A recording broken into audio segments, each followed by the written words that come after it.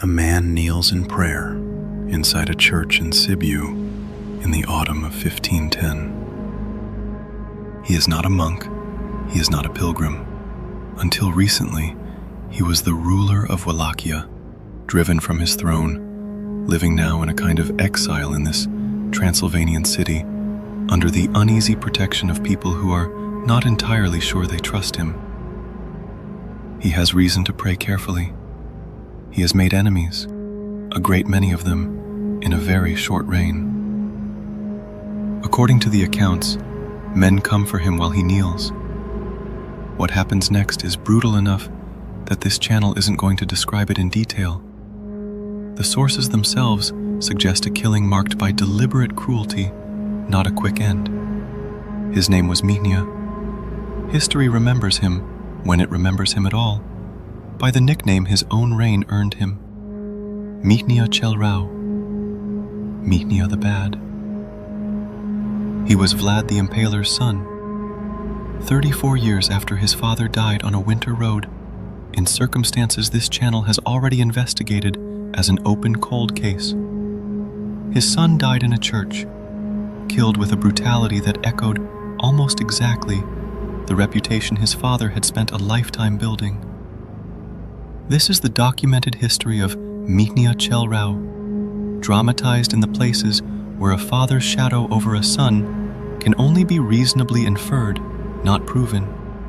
And the uncomfortable question underneath it: was he cruel because he chose to be, or because it was the only inheritance his father actually left him?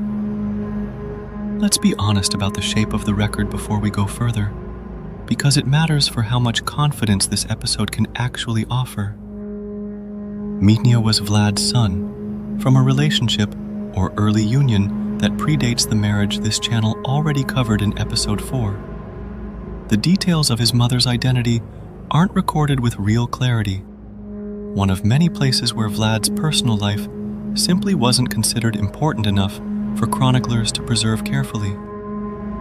What we do know is that Mihnea was born sometime in the 1460s, meaning he would have been a small child, or not yet born at all, during the campaigns and reckonings this channel has already told in detail: the Forest of Stakes, the Easter Feast, the raid at Brasov.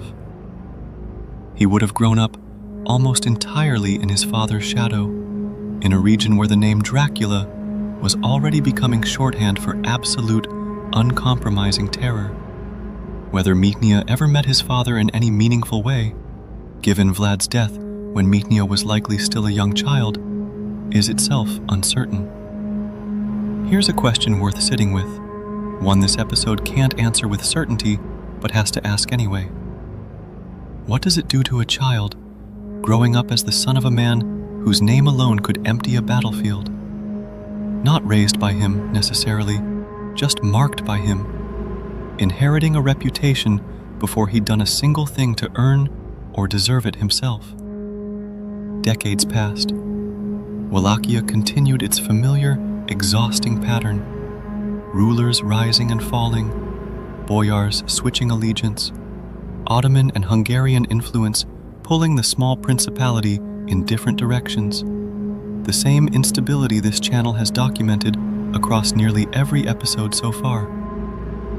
And in 1508, more than 30 years after his father's death, Mihnea took Wallachia's throne. Mihnea's reign lasted only about 2 years, but it was long enough to earn him a nickname that has survived exactly as long as his father's. Multiple accounts describe a ruler who governed through the same currency his father had: fear, delivered through deliberately brutal punishment. Sources describe harsh mutilations used against political opponents and perceived enemies. The specifics vary between accounts, but the pattern is consistent. Physical punishment designed not just to harm, but to mark someone permanently and publicly as an example.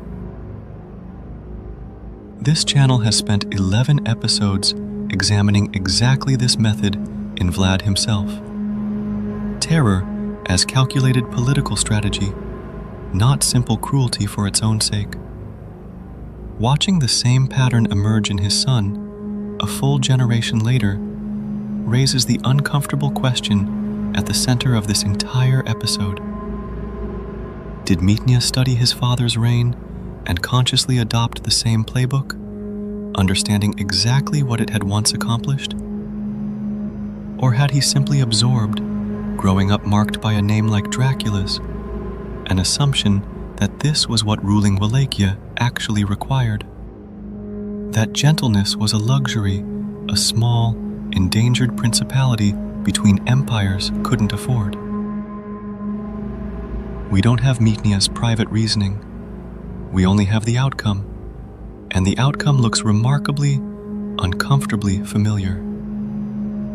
Boyars punished harshly for perceived disloyalty, a reputation for brutality built quickly and deliberately. The same nobility this channel has already shown turning on Vlad's father, surviving Vlad's own Easter reckoning, and possibly playing a role in Vlad's final death, now facing a second generation of exactly the kind of ruler they'd learned, the hard way, not to underestimate. History, it turns out, doesn't always need very long to start repeating itself. By 1509 and into 1510, Mihnea's position had become precarious, not unlike his father's had been, more than once, across this entire series. The boyars he'd alienated through harsh punishment had every motivation to see him removed. Regional powers, Ottoman and Hungarian interests alike, the same competing forces that shaped nearly every reign this channel has covered, had their own reasons to prefer a different, more manageable ruler in Wallachia. Mihnea was eventually deposed, forced into exile, settling for a time in Sibiu, one of the Transylvanian Saxon cities this channel's 5th episode already covered as a target of his father's brutal raids decades earlier. Sit with that irony for a moment. The son of the man who once burned Brasov's suburbs and left mass execution in his wake, seeking safety among Transylvanian Saxons, the very population his father had once terrorized into submission. Whether the city's residents fully trusted him is, frankly, a reasonable question this channel can't answer with confidence. What the historical record does confirm is that Mihnea, even in exile, had not run out of enemies. Conspirators, the exact identities and motivations documented with varying degrees of certainty depending on the source, were making their own plans. Exile, for a man carrying the name and the methods he carried, was never going to be the safe ending it might have looked like from the outside. In the autumn of 1510, those plans reached their conclusion. Here's where the record gets both more specific and more genuinely uncomfortable. And it's worth returning to what this channel already flagged at the very start of this episode. Mihnea was killed inside or near a church in Sibiu. The accounts agree on the setting, a place that should have offered sanctuary rather than becoming a crime scene. Multiple sources describe the killing as marked by particular brutality, consistent with an assassination meant to send a message rather than simply end a life quietly. This channel isn't going to walk through the graphic specifics some sources describe, consistent with how every previous episode has handled violence. The point isn't the physical detail, it's what the act itself communicated. A ruler who had built his entire brief reign on the promise that brutality delivered against him would be answered with brutality, was answered in the end with exactly that. Whoever orchestrated his death seems to have understood precisely what message they were sending, and precisely whose son they were sending it to. There's a bitter, almost unbearable symmetry here, one this channel's 9th episode already explored from a different angle entirely. Vlad's own death remains a genuine, disputed cold case. Battle, ambush, or betrayal, historians still can't fully agree. His son's death carries less ambiguity about the brutality involved, but the same fundamental question sits underneath both. When you build a reputation entirely on terror, does that reputation ever actually protect you? Or does it just guarantee that whoever eventually turns on you already knows exactly how far they're expected to go? 34 years and one generation apart, a father and a son both discovered the same answer, in almost exactly the way you'd expect two men who ruled by identical methods to discover it. So here's what this episode actually leaves you with, and it's heavier than most of this channel's endings. A boy grew up marked by a name he likely had almost no real memory of earning for himself. He became a ruler in a country that had already taught an entire generation of boyars exactly what terror could accomplish, and exactly what it eventually cost the men who wielded it. Whether Mihnea chose cruelty deliberately, inherited it as the only available model of power, or simply proved that Wallachia's brutal instability produced brutal rulers almost regardless of individual character, this channel genuinely can't settle that question with confidence.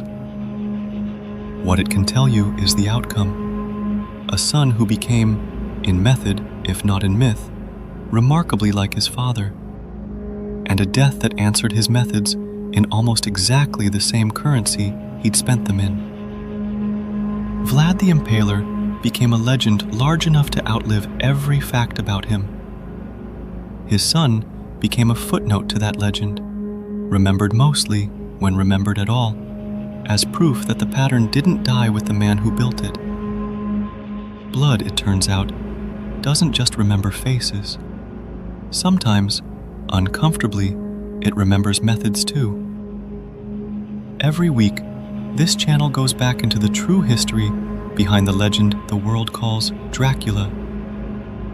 The forest that made an empire retreat, the grave still debated centuries later, the feast that became a reckoning, the ally who manufactured a monster, the raid that gave that monster its face, the river that may have taken someone he couldn't save, the exile years with a future saint, the final war, the cold case that's still open, the monk whose testimony started it all, the brother who chose the other side, and now, the son who inherited a method he may never have chosen for himself.